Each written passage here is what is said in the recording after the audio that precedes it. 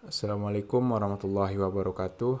Perkenalkan, nama saya Muhammad Rifo Alfarenza dengan NIM 22073066. Baiklah, pada kesempatan kali ini saya akan menjelaskan hasil atau jawaban dari ujian akhir semester dengan mata kuliah kemudi rem dan suspensi. Yang pertama, tuliskan nama dan fungsi komponen, jenis atau tipe, dan cara kerja pada rem cakram beserta gambarnya. Jawaban yang pertama, nama, komponen, dan fungsi. Yang pertama, kaliper. Fungsinya untuk menghimpit kampas rem pada piringan cakram sekaligus menopang kampas dan piston. Yang kedua, ada kaliper bracket. Berfungsi menahan kaliper agar tetap pada tempatnya. Kemudian yang ketiga, ada piston brake. Fungsi dari piston brake adalah untuk menekan atau mendorong bagian kampas rem ke piringan cakram agar putaran roda lebih rendah atau berhenti. Yang keempat, ada seal piston, berfungsi mencegah terjadinya kebocoran minyak rem yang biasa saja mengalir pada tuas rem saat diinjak. Yang kelima, ada selang hidrolik, berfungsi untuk menyalurkan minyak rem ke kaliper rem. Kemudian keenam, ada kampas rem, berfungsi untuk menekan piringan cakram sehingga bisa menghasilkan gesekan agar berhenti berputar. Yang ketujuh, ada piringan cakram, berfungsi sebagai media yang akan dijepit atau ditekan oleh kampas rem. Kemudian yang delapan, ada master rem, mengubah gerakan mekanis dari pedal rem menjadi tekanan hidrolik. Kemudian ada jenis-jenis rem cakram. Yang pertama, rem cakram hidrolik. Jenis rem cakram ini menggunakan sistem hidrolik untuk menghasilkan tekanan yang diperlukan untuk menekan bantalan rem cakram. Ketika pedal rem ditekan, cairan rem akan mengalir dari master rem melalui selang rem dan ke kaliper rem, sehingga bantalan rem akan menekan cakram dan memperlambat putaran roda. Kemudian ada rem cakram mekanik. Jenis rem cakram ini menggunakan sistem mekanik untuk menekan bantalan rem ke cakram. Saat pedal rem ditekan, kabel rem akan menarik tuas rem yang terpasang pada kaliper rem, sehingga bantalan rem akan menekan cakram dan memperlambat putaran roda. Rem cakram mekanik umumnya digunakan pada sepeda dan motor. Kemudian ada rem cakram semi hidrolik. Jenis rem cakram ini menggunakan kombinasi antara sistem hidrolik dan mekanik untuk menghasilkan tekanan yang diperlukan untuk menekan bantalan rem ke cakram. Saat pedal rem ditekan, kabel rem akan menarik tuas rem yang terpasang pada kaliper rem dan juga mengirimkan tekanan cairan rem dari master rem ke kaliper rem, sehingga bantalan rem akan menekan cakram dan memperlambat putaran roda. Kemudian rem cakram angin. Jenis rem cakram ini menggunakan udara bertekanan tinggi untuk menghasilkan tekanan yang diperlukan untuk menekan bantalan rem cakram. Saat pedal rem ditekan, udara bertekanan tinggi akan mengalir dari kompresor udara ke dalam kaliper rem, sehingga bantalan rem akan menekan cakram dan memperlambat putaran roda. Rem cakram angin umumnya digunakan pada kendaraan berat seperti truk dan bus. Kemudian ada rem cakram elektromagnetik. Jenis rem cakram ini menggunakan magnet untuk menekan bantalan rem ke cakram. Saat pedal rem ditekan, listrik akan mengalir ke magnet di dalam kaliper rem, sehingga magnet akan menarik bantalan rem dan menekan cakram sehingga roda berhenti berputar. Rem cakram elektromagnetik umumnya digunakan pada kendaraan listrik dan hybrid. Kemudian, cara kerja rem cakram. Cara kerja rem cakram saat diinjak. Proses kerja dimulai pada saat Anda menginjak rem pedal pada motor atau mobil. Pada saat itulah tekanan hidrolis pada master silinder muncul. Dalam master silinder terdapat minyak rem yang akan menciptakan tekanan. Tekanan tersebut nantinya akan disalurkan ke aktuator rem atau kaliper rem. Kaliper akan menggerakkan piston, di mana gerakan tersebut dapat mendorong dua buah kampas rem untuk menjepit rotor. Otomatis rem akan bekerja dan menggerakkan putaran rem pada ban kendaraan. Kemudian, cara kerja rem saat dilepas. Pada saat Anda melepaskan pedal rem, maka yang terjadi adalah tekanan hidrolis langsung menghilang. Tidak adanya tekanan ini akan membuat kampas rem tidak memiliki daya dorong. Kampas rem yang seharusnya menekan rotor akan membuat rotor terbebas, sehingga ban mobil akan bergerak leluasa sesuai dengan transmisi. Kemudian untuk jawaban pertanyaan kedua, tuliskan prinsip kerja, nama dan fungsi komponen serta cara kerja pada booster rem dan servo udara. Prinsip kerja rem dan fungsi cara kerja. Pertama, booster rem. Prinsip kerja booster rem adalah menggunakan tekanan vakum mesin untuk membantu mengaplikasikan tekanan pada pedal rem dan meningkatkan daya pengereman. Berikut adalah komponen dan cara kerja dari booster rem. Yang pertama, nama-nama fungsi dan komponen. Pertama ada vacuum source atau sumber vakum. Sumber vakum umumnya berasal dari intake manifold mesin. Yang kedua ada vakum diafrag atau diafragma vakum. Diafragma vakum berfungsi sebagai pemisah antara ruang vakum dan ruang tekanan di dalam booster rem. Yang ketiga check valve atau klep pemeriksa. Check valve berfungsi untuk mencegah kebocoran tekanan vakum dari booster rem saat mesin mati atau mengalami kegagalan vakum. Yang keempat ada control valve, klep control. Control valve mengatur aliran vakum menuju ruang diafragma berdasarkan tekanan pada pedal rem. Yang kelima ada push rod atau batang dorong. Push rod adalah komponen yang terhubung langsung dengan pedal rem dan mengubah gerakan tekanan pedal rem menjadi gerakan diafragma di dalam booster. Kemudian cara kerjanya. Yang pertama, saat pedal rem ditekan, tekanan pada pedal akan menggerakkan push rod. Yang kedua, gerakan push rod akan mentransfer gerakan ke diafragma di dalam booster rem. Yang ketiga, ketika gerakan diafragma terjadi, diafragma akan menciptakan perbedaan tekanan di antara ruang vakum dan ruang tekanan di dalam booster rem.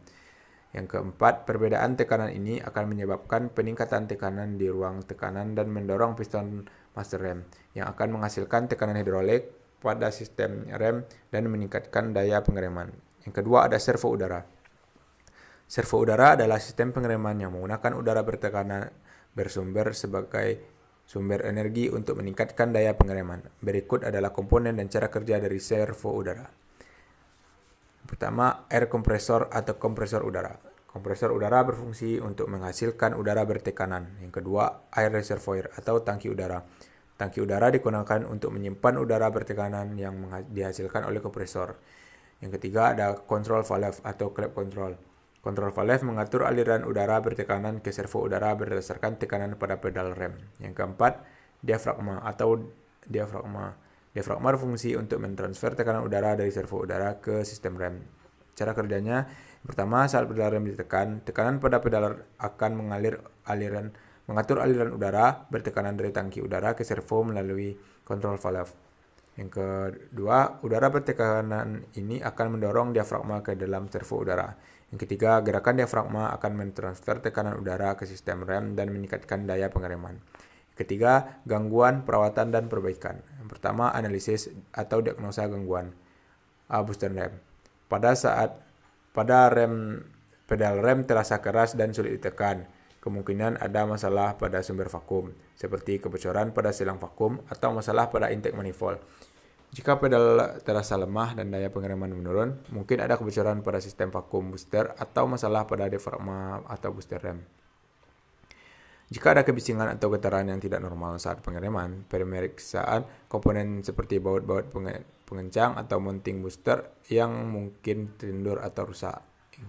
Yang kedua ada servo udara. Jika pedal rem terasa keras dan tidak responsif, kemungkinan ada masalah pada sistem suplai udara seperti kebocoran pada tangki udara atau masalah pada kompresor udara.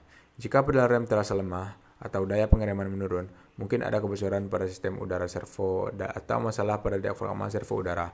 Jika ada suara bising atau getaran yang tidak normal saat pengereman, pemeriksaan komponen seperti klep kontrol udara dan diafragma servo udara yang mungkin bocor atau rusak. Yang kedua ada perawatan booster rem. Pemeriksaan secara berkala selang vakum dan intake manifold untuk memastikan tidak ada kebocoran. Pastikan mounting booster rem dan baut pengencang diafragma booster rem baik secara teratur untuk memastikan tidak ada kerusakan atau kebocoran. Yang kedua, servo udara. Periksa tangki udara secara berkala untuk memastikan tidak ada kebocoran dan pastikan tekanan udara dalam batas normal. Lakukan pemeriksaan rutin pada kompresor udara untuk memastikan kinerja optimal. Periksa dan bersihkan klep kontrol udara secara teratur untuk mencegah kebocoran dan memastikan aliran udara yang baik. Inspeksi dan ganti diafragma servo udara jika ditemukan kerusakan atau kebocoran. Yang ketiga, perbaikan booster rem. Jika ada kebocoran pada selang vakum, ganti selang yang rusak. Yang kedua, jika ada masalah pada diafragma booster rem, ganti diafragma yang rusak. Yang ketiga, jika ada masalah pada mounting atau baut pengencang, perbaiki atau ganti komponen yang rusak. Yang kedua, ada servo udara. Pertama, jika terjadi kebocoran pada tangki udara, perbaiki atau ganti tangki yang rusak. Yang kedua, jika ada masalah pada kompresor udara, perbaiki atau ganti kompresor yang rusak. Yang ketiga, jika terjadi kebocoran pada klep kontrol udara, perbaiki atau ganti klep yang rusak. Ketiga, jika ada masalah pada diafragma servo udara, ganti diafragma yang rusak. Dan jawaban untuk nomor soal keempat, nama komponen dan fungsi cara kerja. Yang pertama, nama dan fungsi. A. Pegas atau spring. Pegas digunakan untuk menyerap dan mengurangi guncangan serta getaran saat terjadi kendaraan melintas jalan yang tidak rata. Yang kedua, peredam atau shock absorber. Berfungsi untuk mengendalikan gerakan pegas dan meredam ayunan serta getaran yang dihasilkan oleh penggerak roda. Yang ketiga, ada bumper atau leng, berfungsi untuk mengerutkan kendaraan dan rebounding bumper berfungsi saat kendaraan dalam posisi mengembang. Yang keempat, ada stabilizer bar atau sway bar, berfungsi untuk mengurangi miringnya kendaraan atau roll saat berbelok. Stabilizer bar menghubungkan suspensi kiri dan kanan serta meratakan beban antara roda dan meningkatkan kestabilan kendaraan. Yang kelima, ada bola sendi atau ball joint, berfungsi untuk menghubungkan lengan ayun dengan roda. Yang keenam, ada link stabilizer atau stabilizer link, berfungsi untuk menghubungkan stabilizer bar dengan suspensi. Yang ketujuh, ada lateral control rod atau berfungsi untuk menahan axle ketika adanya sebuah beban yang berada di bagian atau arah samping. Yang kedelapan, ada upper dan lower arm, adalah salah satu bagian dari sistem suspensi yang bertugas untuk menghubungkan bagian knuckle arm dengan bodi mobil, sehingga pada bagian roda akan terpasang di knuckle arm. Yang kesembilan, ada strut bar. Strut bar adalah komponen dalam sistem suspensi mobil yang berfungsi untuk menahan lower arm sehingga kemiringan di bagian roda depannya dapat terjaga dengan baik dan maksimal. Kemudian tipe atau jenis. Yang pertama, ada suspensi independen atau independent suspension. Suspensi independen mengacu pada sistem suspensi di mana setiap roda memiliki sistem suspensi yang terpisah. Ini memungkinkan setiap roda untuk bergerak secara independen tanpa mempengaruhi roda lainnya. Suspensi independen memberikan kenyamanan berkendara yang lebih baik dan penanganan yang lebih responsif. Yang kedua, ada suspensi MacPherson. Jenis suspensi ini paling banyak digunakan pada kendaraan-kendaraan ringan seperti sedan, MPV, hatchback, dan sejenisnya. Jenis suspensi depan ini tergolong tipe suspensi independen di mana roda kanan kiri mobil tidak terpaut.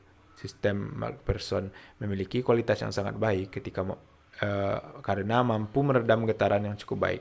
Desain suspensi tipe ini cukup sederhana dan tidak memakan tempat sehingga cocok digunakan pada mobil-mobil kecil.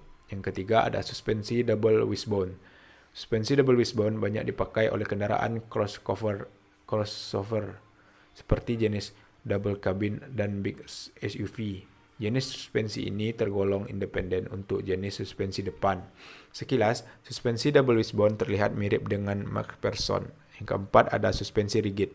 Suspensi rigid hanya dapat Anda temukan pada kendaraan jenis bus dan truk saja.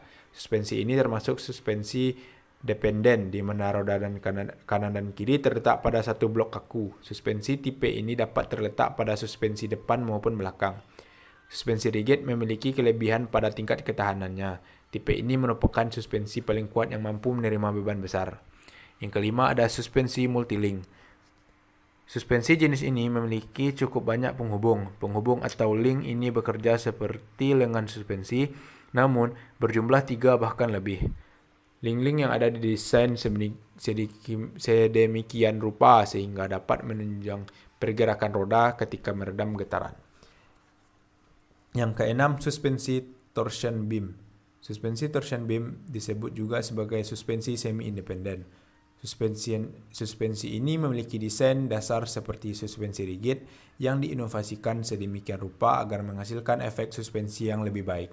Yang kelima, gangguan perawatan dan perbaikan. Analisis diagnosa gangguan.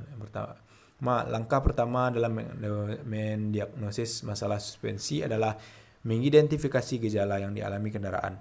Beberapa gejala umum masalah suspensi termasuk getaran yang tidak normal, suara berisik saat melintas di jalan yang tidak rata, kebocoran cairan suspensi, atau perubahan perilaku kendaraan seperti miring atau bergoyang. Dan yang kedua, setelah mengidentifikasi gejala, langkah selanjutnya adalah melakukan pemeriksaan visual komponen suspensi. Periksa apakah ada kerusakan, keausan, atau kebocoran pada komponen seperti pegas, peredam, lengan ayun, dan bantalan. Yang ketiga, jika perlu, lakukan pengujian dan pengukuran tambahan menggunakan alat bantu seperti alat ukur keausan, alat pengukur tekanan suspensi, atau alat pengukur ketinggian kendaraan. Yang kedua, perawatan. Perawatan pertama, suspensi perlu dirawat secara teratur untuk mempertahankan kinerjanya dan mencegah masalah yang lebih serius. Beberapa langkah perawatan yang dapat dilakukan meliputi yang pertama, memeriksa dan mengganti cairan peredam sesuai dengan rekomendasi pabrikan. Yang kedua, memeriksa dan membersihkan komponen suspensi secara berkala untuk menghilangkan kotoran, korosi, atau kerak. Yang ketiga, memeriksa kondisi dan tekanan ban secara teratur. Karena ban yang tidak seimbang atau tidak terkempa dengan baik dapat mempengaruhi kinerja suspensi. Yang ketiga, perbaikan. Yang pertama, jika masalah suspensi telah diidentifikasi, perbaikan mungkin diperlukan. Beberapa masalah suspensi umum yang mungkin memerlukan perbaikan antara lain. Yang pertama, mengganti pegas atau peredam yang aus atau rusak. Yang kedua, mengganti bantalan yang aus atau rusak. Yang ketiga, mengganti lengan ayun yang bengkok atau aus. Yang keempat, memperbaiki atau mengganti stabilizer bar yang rusak atau patah. Kelima, menyeimbangkan atau mengganti roda yang tidak seimbang. Yang keenam, menyesuaikan atau mengganti komponen suspensi yang mempengaruhi ketinggian atau kemiringan kendaraan. Dan jawab soal yang keenam, perbedaan suspensi roda gerak depan dan belakang. Yang pertama, suspensi mobil penggerak roda depan atau FWD. Pada mobil penggerak roda depan, sistem transmisi dan penggerak roda terletak di depan sehingga mempengaruhi konfigurasi suspensi. Kemudian umumnya suspensi depan menggunakan konfigurasi McPherson atau strut type yang terdiri dari pegas helix atau coil spring dan peredam atau shock absorber yang terhubung dengan satu lengan ayun atau lower control arm. Kemudian lengan ayun atau lower control arm pada suspensi depan FWD membantu menjaga geometri suspensi dan mengendalikan gerakan vertikal roda. Kemudian suspensi belakang pada mobil penggerak roda depan biasanya menggunakan desain torsion beam atau batang torsi atau beam axle semi-independen yang menghubungkan roda belakang dengan pegas dan peredam tunggal. Yang kedua, ada suspensi mobil penggerak roda belakang atau RWD. Pertama, pada mobil penggerak roda belakang, sistem transmisi dan penggerak roda terletak di bagian belakang sehingga memberikan konfigurasi suspensi yang berbeda. Kedua, suspensi depan pada mobil RWD sering menggunakan konfigurasi double wishbone atau ekor kucing yang terdiri dari dua lengan ayun atau upper dan lower arm control arm yang mengendalikan gerakan vertikal dan horizontal roda dengan baik. Kemudian, yang ketiga, suspensi belakang pada mobil RWD sering menggunakan desain multilink atau lengan ganda yang terdiri dari beberapa lengan ayun atau link yang terhubung ke roda belakang. Desain ini memberikan kontrol atau stabilitas yang lebih baik pada kendaraan RWD. Kemudian yang ketujuh, nama dan fungsi komponen, tipe dan atau jenis. Yang pertama, nama dan fungsi komponen pada roda antara lain. Yang pertama, ada ban. Ban berfungsi sebagai penghubung antara kendaraan dan jalan raya serta memberikan daya cengkeraman pada permukaan jalan. Kemudian ada velg, berfungsi sebagai tempat pemasangan ban dan menopang berat kendaraan. Ada PCD atau pitch circle diameter. Diameter lingkaran yang melalui pusat lubang roda digunakan untuk menentukan ukuran dan jenis velg yang sesuai dengan kendaraan. Dan yang keempat ada ET atau end perceptive atau jarak antara pusat velg dengan bagian dalam tepi velg. ET juga menentukan jarak bagian luar velg dan bagian dalam kendaraan. Kemudian yang kelima ada centerboard diameter, lubang tengah pada velg yang digunakan untuk menentukan kecocokan velg dengan hub roda. Yang keenam ada stud atau pin, baut atau pin yang digunakan untuk mengikat velg dan hub roda. Kemudian yang kedua ada jenis atau tipe roda antara lain. Pertama, steel wheel, roda baja biasa dengan konstruksi sederhana yang biasa dipakai pada kendaraan murah dan truk. Yang kedua, alloy wheel, roda dengan campuran logam ringan atau aluminium, magnesium, atau titanium yang memberikan penampilan yang lebih baik dan menurunkan berat kendaraan. Yang ketiga ada chrome wheel, roda alloy yang dilapisi dengan krom untuk memberikan tampilan yang lebih elegan. Kemudian yang keempat ada forged wheel, roda yang dibuat dengan metode forged atau pengecoran dengan tekanan tinggi yang membuat lebih kuat dan ringan daripada roda lainnya. Kemudian yang C, cara membaca kode pada roda. Kemudian pertama ada PCD kode. Ini biasanya terdiri dari dua angka yang dipisahkan oleh garis miring. Misalnya 4/100. Angka pertama 4 menunjukkan jumlah lubang baut pada velg, sedangkan angka kedua yang 100 menunjukkan diameter lingkaran yang melalui pusat lubang velg dalam satuan milimeter. Kemudian ET kode. Ini terdiri dari angka yang menunjukkan jarak antara pusat velg dengan bagian dalam tepi velg dalam satuan milimeter. Kode ET juga bisa ditandai dengan huruf ET atau IS, impressive atau inverted. Kemudian ada centerboard kode. Ini menunjukkan diameter lubang tengah pada velg dalam satuan milimeter. Biasanya kode centerboard ditandai dengan huruf C. Contoh kode pada roda 6.5JX15 ET38 4 dikali 100 CB57.1. Kode di atas menunjukkan bahwa roda memiliki lebar 6,5 inci, J, diameter 15 inci, jarak pusat velg ke tepi dalam 38 mm, memiliki 4 lubang baut dengan jarak 105 mm antara pusat lubang, dan diameter lubang tengah velg 57,1 mm. Yang ke-8, gangguan, perawatan, dan perbaikan. Yang pertama, analisis diagnosa gangguan. Jika terjadi gangguan pada roda, langkah pertama adalah mengidentifikasi gejala atau masalah yang dialami. Beberapa gejala umum yang mungkin terjadi pada roda termasuk getaran yang tidak normal saat berkendara, suara berisik dari roda, ketidakseimbangan atau ketidakstabilan saat melaju, atau adanya kebocoran angin pada ban. Yang kedua, periksa kondisi fisik roda secara visual. Periksa apakah ada kerusakan pada velg seperti goresan, retak, atau deformasi. Periksa juga kondisi ban untuk memastikan tidak ada keausan yang berlebihan, sobekan, atau benda asing yang terjebak di dalamnya. Kemudian yang ketiga, jika ada kecurigaan terhadap masalah pada roda, lakukan pemeriksaan lebih lanjut dengan memutar roda secara manual, periksa keseimbangan roda, dan periksa keberadaan benda asing di sekitar roda.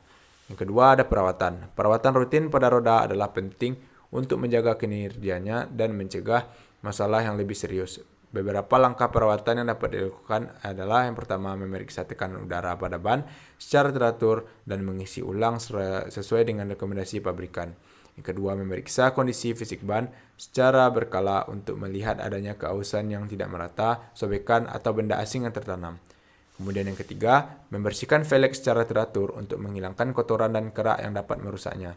Keempat, memeriksa dan menyesuaikan keseimbangan roda secara teratur untuk mencegah getaran yang tidak normal saat berkendara. Kemudian yang ketiga, ada perbaikan.